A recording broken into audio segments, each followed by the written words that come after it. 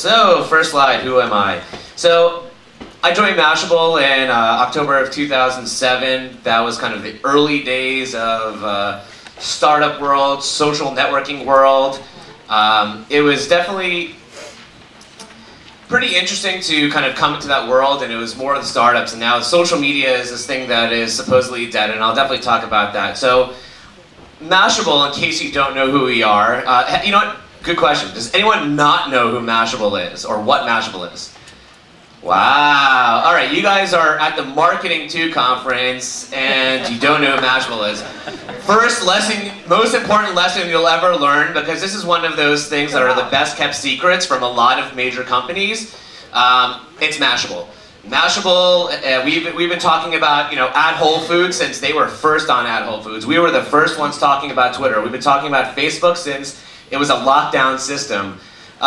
So we cover anything from social media and digital media news across the full landscape, whether it's for your business life or your personal life. We've got a full business and marketing category. We've got a social good nonprofit category for people like the UN and the related divisions. So we cover everything as it relates to social and digital. So that's kind of the primer. In case you have, for some reason, have never heard of us, which means you've never looked at a Twitter list of who's big on Twitter, we're big on Twitter. We have over 2.4 million Twitter followers. We've been in the top, for the first 2 years of Twitter, we were on the top 20 list. We're still in the top 50 list.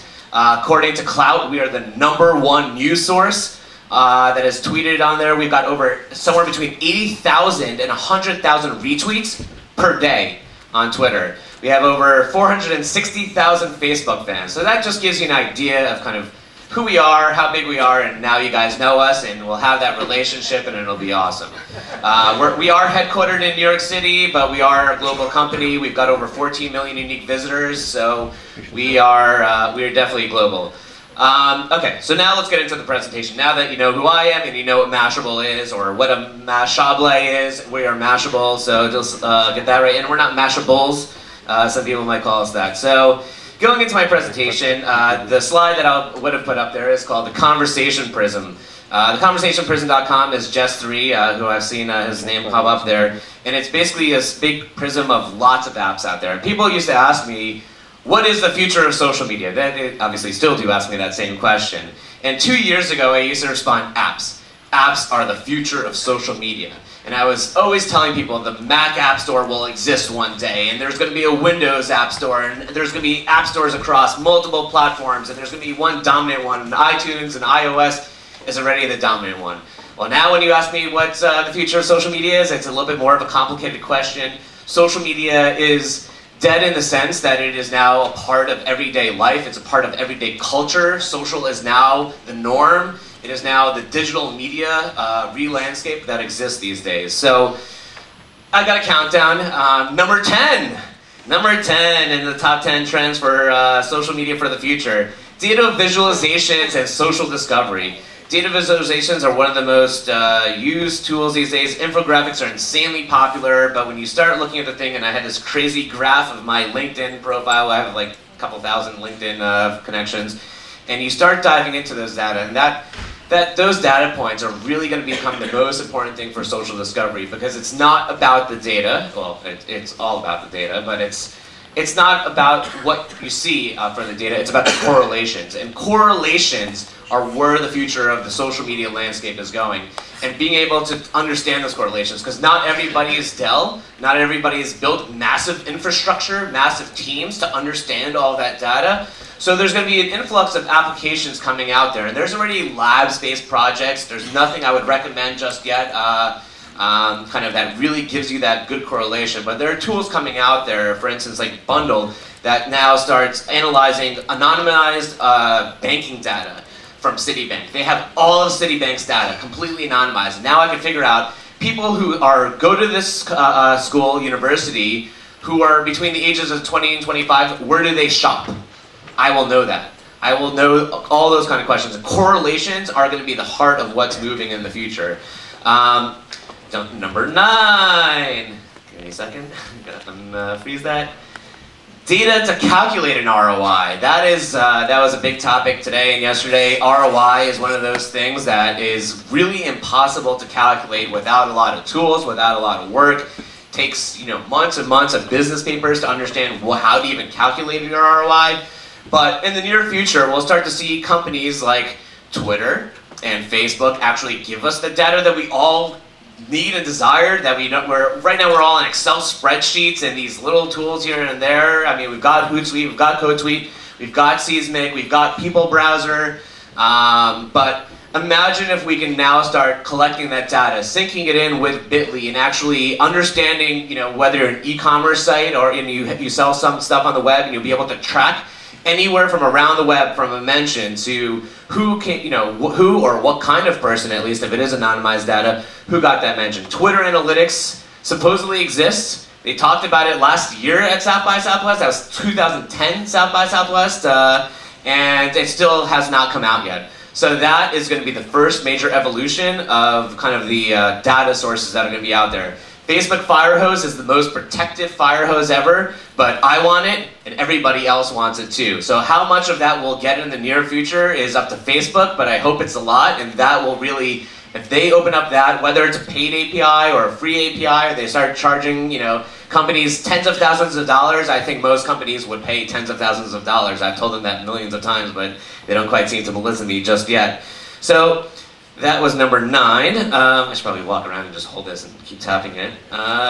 Number 8, mobile connectivity. That's a really interesting one. I think Asia really has a good grasp on this. It's not really popular in Europe, and it doesn't even exist in America really just now, is NFC technology, near field communication. NFC technology, if you even go to this mobile page right now, probably on Mashable, you'll probably see an article or two about that. The iPhone 5, which is now rumored to launch in fall, has been rumored for a long time to NFC technology. The Google Nexus S is the first to kind of sort of have it. The new phones over the summer will start coming out with the NFC technology. That's going to be huge. The ability to, go over here and just go like, boom, I just gave you $2,000, thanks, Oh, you should thank me, probably. That technology is going to really revolutionize. But the other side of mobile connectivity, outside of being able to use Facebook and Twitter and all those apps on your phone, is really something very, very, very amazing. And it's the cliche word of the cloud. But the cloud is now mobile meat from Apple. You now have your entire life, your photos, your videos, your movies, your music, and your work life and your personal life all on the cloud, and it's in your pocket. And if you think about that, and Android system, and what just came out this morning with Amazon just launched music cloud service, it's 5 gigabytes free for life of your music, always sync to the cloud. So that idea and concept that your life and business life will live in the cloud and be able to be connected to your mobile as mobile devices get a little bit faster. 4G becomes a real thing in the United States and across the world, and WiMAX, you'll be able to be mobile. Literally be mobile, never ever have to really check into a computer again unless you want to use the full keyboard. So that's going to be a big thing. I don't know why I put the phone in my pocket. So, alright, here we go. Mobile connectivity, I had a great infographic, you can check that out later, or you can just look at the mobile tab on Mashable. I kind of stole it from there from a post a couple days ago. Number 7, mobile photo and video. Now, it's a trend already. I know it's not a trend of the future, but it kind of is. We've got Instagram, Pic Please are the 2 major ones, but you've got Facebook Photos is still, billions of photos uploaded every month, and it's absolutely insane. But when you start to understand that now you've got, from yesterday's presentation, 13-year-olds coming on there, and you've got massive generations of people who are now always going to be sharing things to the web. Photos and videos are one of those things that brands and marketers and companies, photo booths app. There was that app from if you like it, share it kind of thing. I forgot the name of the company. But they had that little face thing that, now brands are going to get into photos and videos, and they're going to put the little brand message there. And that's definitely a big one for marketers. I've already seen it all at South by Southwest. They all have photo booths with their branding and all that stuff. And you want to share it to Facebook because it's you and your friends, but you don't care if it has PepsiCo's logo on it. And I've got a cool thing from a photo on there you can see later from CNN iReport. We partner with them and doing kind of like what the tech mobile life scene is like across the world, and people did these amazing photo collages. Number 6 is second screen technology and or social TV. Social TV in America, at least, is one of those things that is just starting to get a little bit of grounds. There's a lot of apps out there. Let's see, I have like 30 of them mentioned here, but you've got the Boxy Box, you've got the Voodoo, you've got the Roku, you've got Get Glue, you've got TV Guide to check into the places, and TV Guide's mobile apps are one of the most popular out there, and you can check into a TV show. And now you've got things where you can have your phone out there and it's a TV show going on. Your phone listens to the sound through SoundCloud and knows what TV show you're watching and can pull up automatically the live tweet stream or the delayed time tweet stream. If you know, like me, I work late and I come home later at night and I watch TV on DVR, and my phone could be on there, know what conversations were happening at the time. Granted, you shouldn't probably be tweeting at those people, being like, I know, wasn't that funny? They'll be, you know, like 3 hours later, they'll be like, what is that guy talking about? But those technologies exist in the very basic form now. Brands, marketers, agencies are going to be taking huge advantage of that over the next 2 years. It's going to be insane. It's already insane, and I'll be talking about that even a little bit more. Number 5, social search. Social search, I think Google launched about a year ago already now, the Facebook integration, Twitter integration into Google search, but imagine the possibilities of all the data that really exists out there. Imagine you've got, you know, everything from TripAdvisor to Yelp to Foursquare. Now you search for something and you've got all that data connected into there. Facebook search is one of the worst searches ever right now. It is horrible. You can find your friends, but that's about it. You can find fan pages or pages, whatever they call them these days, in places. But imagine the possibilities to actually start linking it to your friends. If I say, I say, oh hey, I bought this awesome, well, sort of awesome Verizon iPhone, and here's my thoughts on it. And I said that 2 months ago. What happens when my friends like, I want to buy a Verizon iPhone, and wonder what my friends think about it? And they'll tweet it out there, and you might see it, you might not see it. If you do see it, you might respond, you might not.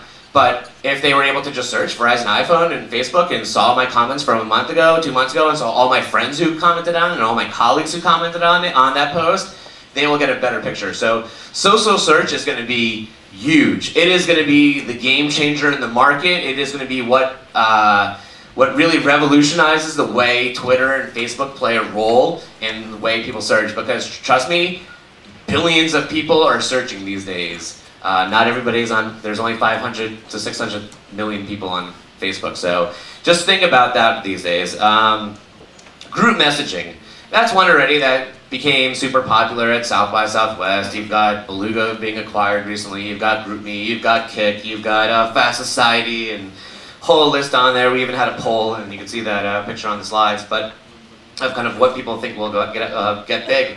And it's GroupMe, by the way. GroupMe just yesterday launched brands and a brand platform out there. So now, which to me sounds like the stupidest thing ever, no offense to anybody if you're from GroupMe here, but they basically, now you can subscribe to a group messaging platform for television shows and other brands. To me that sounds like Twitter. Yes, it's a closed ecosystem. Yes, you get specialized updates. Yes, you might get fun pictures or maps or something a little bit more interesting, but to me that's not that interesting, but they're trying. And they're going to keep trying, and that's why that will be definitely a big trend moving in the future and kind of where that's going. Google also just yesterday launched Disco, only for the iPhone, and it's a group messaging app. I don't think it's going to be successful just yet, but you never know what Google's going to do in the near future or distant future. Number 3 is an obvious one, but it's a little less obvious when you start talking about what happened beforehand. Group discounts and coupons. Everybody knows Groupon these days, blah, blah, blah, Groupon. But what people don't remember, which is the interesting thing, is that group discounts have been around for 5+ years. Woot. Anyone remember this site, Woot? Woot? People still probably use Woot. Woot was group discounts. It's been around forever. Amazon? Anyone heard of Amazon here? Amazon does the daily deals. That was one of their biggest things. Daily deals is the equivalent of group buying. So when you think about where it was and where it sort of is now, yay, Groupon, localized group coupons from your local hairdresser when you don't really go to that hairdresser and you don't really care about that people, but maybe you do, and it's great, living social, all those sites are great, and you can save a lot of money, potentially, or spend more money than you would have originally. You can think about kind of what the implications are in the future, and why do I have to buy anything at, you know, the Costco? I don't know if you guys have Costco here, Walmart, Sam's Club, IKEA is even a good example of kind of a low-cost mass manufacturing product warehouse where you can buy stuff because it's cheaper, because there's less marketing, it's a big facility, and lots of people shop there. That's called group buying. Imagine the possibilities in the future of where that's going to go and how brands can actually leverage that and, you know, and sell 20,000 TVs, 20,000 cars in a day via Twitter, via Facebook. You never know what can happen. Just a little bit of discount goes a long way. Number 2 is an obvious one, but the implications are insanely huge. You're starting to see the ground break right now is local. Local is definitely where the money is. If I had to put my bet on anything, I'd put my bet on local. And it ties into my final one, but if you think about local right now, who here actually cares about what people are shopping at in, I don't know, London right now? I'm sure none of us care. But who cares who's at the store, you know, next door? Who cares where there's a discount next door? Who cares where people recommend you want to eat next door or nearby? Everybody does. Everybody usually cares about what's happening around them because we're all self-centric.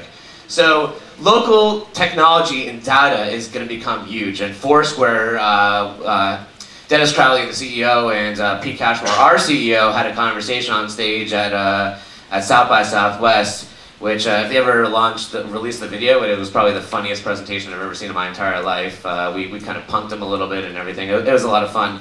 But Foursquare launched their Places API and their Dead API. Beforehand, and Simple Geo just launched a little bit more of a cloud service today, but Simple Geo was originally the only thing you could use out there. And trust me, I tried to do local play 2 years ago. It's a mess. There is so much data out there, but it's not fresh. It's not relevant. Now, with the Foursquare data, I can know because the fact that somebody is going to go to a restaurant and it's closed, they'll mention on Foursquare that it's closed. And I won't have to go there and find out that it closed 2 months ago and boo-hoo-hoo, Google Maps did not update anything like that. But with the Foursquare API, because there's not incredible amounts of data, but when you start tying it into everyone else's data and out of Foursquare, and you start getting to wine lovers, chocolate lovers, car lovers, and you name it, if you love something, you're going to probably share something about it at one point or another as it relates to the locality. Number 1 is the big one, and it's personalization. Personalization is where the real future is. If you combine everything I just said, you can use all of that data right now to really target somebody. And that's not just, you know, target them on advertising, which is awesome, because targeted advertising is better for publishers like Mashable, who would rather charge bigger dollars to advertisers who want to specifically target an audience. But it's also better for the brands. The brands would rather spend that money to target exactly who they're looking for. And if we have that data, we know where they are, we know what they like to do. We've got a full profile analysis on them outside of just what you can pull from like a Rapleaf API or ComScore APIs or anything like that in the generalities. We can actually target you. Yes, you, John, we'll target you right there, know who you are, and you know what? You'll like it because it is relevant, and relevancy is where the real future is going. And if you pull together all 9 of those principles ahead of time, you start to understand that, yes, it's going to be annoying when you're walking by Starbucks and your phone buzzes, and you're like, oh, I got an email, and you realize it's just a Starbucks coupon. But you know what? You were passing by the Starbucks, and will you really care, be that mad that you're getting a Starbucks coupon? Because it's a coupon. Everyone likes coupons, supposedly. So with that, the last slide I was really going to put on there was Mashable Follow, which is our private social layer that launched in private beta about a month or so ago. And you know, I just wanted to say that it's not just me talking about from reading, you know, every single Mashable story. We publish about 30 to 45 articles a day, all written by our own Mashable staff. Some guest writers here and there, but the guest writer program, I warn you all, is impossible to get into. You can try. But Mashable follows our new social layer, and it is something that I'm actually looking at. It is something that I'm actually have been working through, and I've been looking through all these trends and kind of what is available to Mashable and publishers in general that can take somebody like us who's big on Twitter and the world and really leapfrog us above and beyond. And you know, those are the trends that I'm looking at right now. Those are the trends that every single brand and marketer and agency is definitely should be looking at or is already looking at right now. And those technologies might not mature just yet. Mobile only matured probably about 2 years ago in terms of brand equity and where it's going. But you've got a lot of room to grow right now. So with that, hopefully I have a couple of minutes for questions, and we'll go from there. Okay, my first question to everybody is, did you all get that? Did I talk really fast? Yeah, I see a lot of head shaking. I can do it all again really slowly. Number 10. Okay, now let's go to questions. Yeah, no, you got a couple minutes. We got time for questions. Okay, we got one on the front here. Guy with the shirt who sort of looks like my shirt. Nice. Exactly. First, I just want to repeat you, which was trend number 9. And second, we talked about cool shit, hot shit. What do you think of the app Color, and do you get it? Good one, good one. I'm sorry, what's the question again? Good shit, bad shit, and what? No. The app Color. The app Color? It's an iPhone app which got 41 minutes before it even started. Well, there's 2 different apps. Oh, okay. Those are 2 different ones. There's Color, the iPhone app, and there's colors.xxx, Okay. which is a completely different thing, most likely. So number 9, what's your first question, was data to calculate an ROI. That's going to be huge, and hopefully, hoping for all of our sakes, happen sooner than later. I'm dying for the Twitter analytics. I would love to know how many people actually land on twitter.com/Mashable, because it's probably pretty good. To your other question, colors. It's a fad. It'll pass by in a couple days. It's basically from what I briefly read on my phone last night. Can you describe it? What is colors? Yeah, you want to describe it? I mean, I read the snippets last night, but you probably have been reading full articles. Yeah, Color is an iPhone app where you take a picture and it gets localized, but not only via your GPS, but also by what you see in the picture. So it gets automatically analyzed and puts you together with other people who are in the same room or in the same street. And this not via your normal data contact, so you don't need any Facebook account, but just by your photos.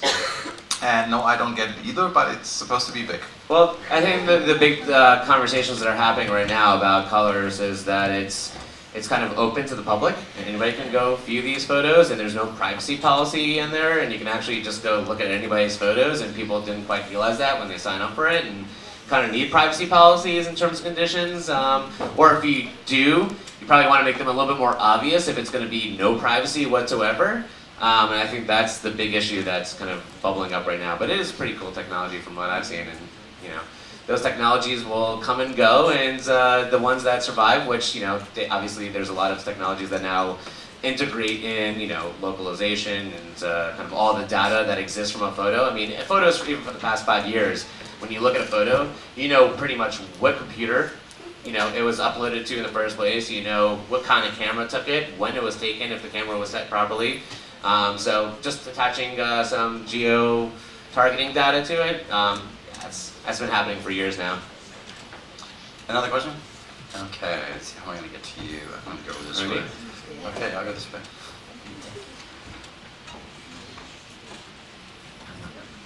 Is everybody still awake?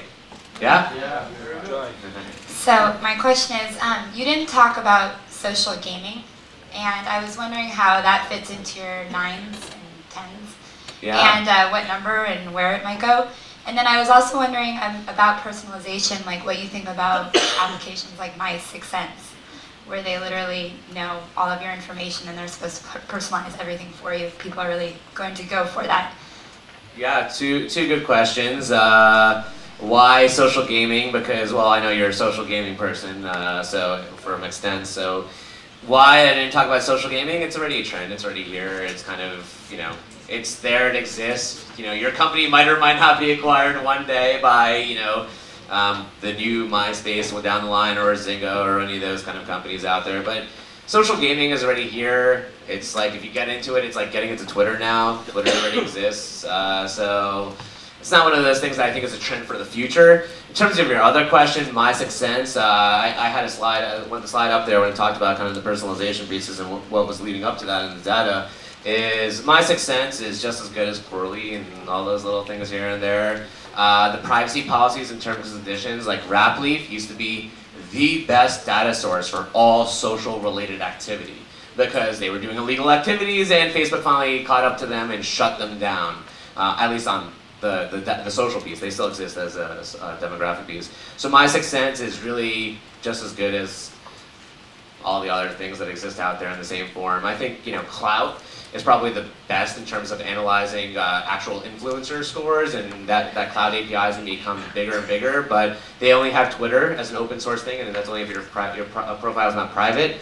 Facebook is completely opt-in. LinkedIn is completely opt-in. You can't get anyone's LinkedIn score or Facebook score from Cloud unless they've said, hey, this is something I'm willing to give you. And that's really the problem of all the apps, and that's why I think we're all dying for the Facebook and well, sort of LinkedIn data fire hoses. Okay, last question from anybody? In terms of timing, of the 10, which we're going to see first? Which are we going to see first? Mobile connectivity, definitely. The NFC technology is slated for the summer. I think if they launch it with you know, a Gap or a Starbucks or even a Whole Foods, with the NFC technology in the iPhone because it's so massive and you'll have the lines and millions of people will buy it in the first couple of months. That is hopefully going to be what will actually speed up the at least the adoption in the United States, and then you'll see a bunch of phones follow. That's when you're going to give me $2,000. That's how exactly, that exactly, right? Yeah. When that happens, you come to New York. I'm looking forward to that then. Yeah, all right, good. Okay. Yeah. All right, great. Okay, listen, thank you very much, Adam. That was very exciting. And sorry about the slides, but